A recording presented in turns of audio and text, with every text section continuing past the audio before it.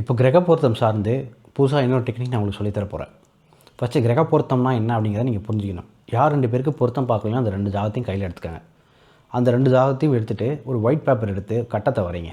எம்டியான அந்த கட்டத்துக்குள் ஆண் ஜாதகத்தில் இருக்கிற கிரகங்களையும் பெண் ஜாதகத்தில் இருக்கிற கிரகங்களையும் ஒன்றா சேர்த்து எழுதுங்க. அப்படி எழுதிட்டீங்க அப்படின்னா 2 சூரியன் 2 சந்திரன் எல்லா கிரகமும் 2 2ஆக இருக்கும். அப்படி எழுதின பிறகு இப்போ பாருங்கள், ஒரு வேளை குருவும் சனியும் ஒரே வீட்டில் இருக்குதுன்னு வச்சுக்கோங்க. கங்க்ராச்சுலேஷன்ஸ், இது சூப்பர்பான காம்போ.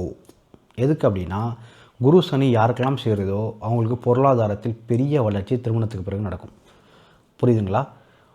இப்போ ஒரு வேளை நீங்கள் சனி பர்சனாக இருக்கீங்க, உங்கள் பார்ட்னருடைய குரு உங்களோட சேருது அப்படின்னா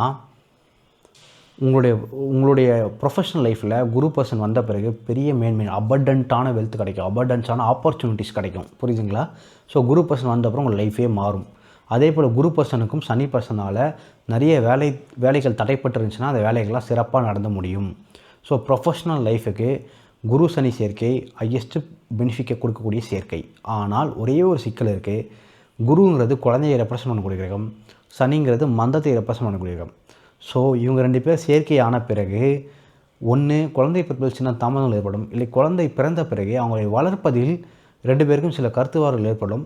அந்த குழந்தை வளரும் போது இவங்க ஆசைப்பட்ட ஜோனில் வளர்கிறது கொஞ்சம் சிரமமாக இருக்கும். இவங்க ஆசைப்பட்ட மாதிரி அந்த குழந்தை வளராது.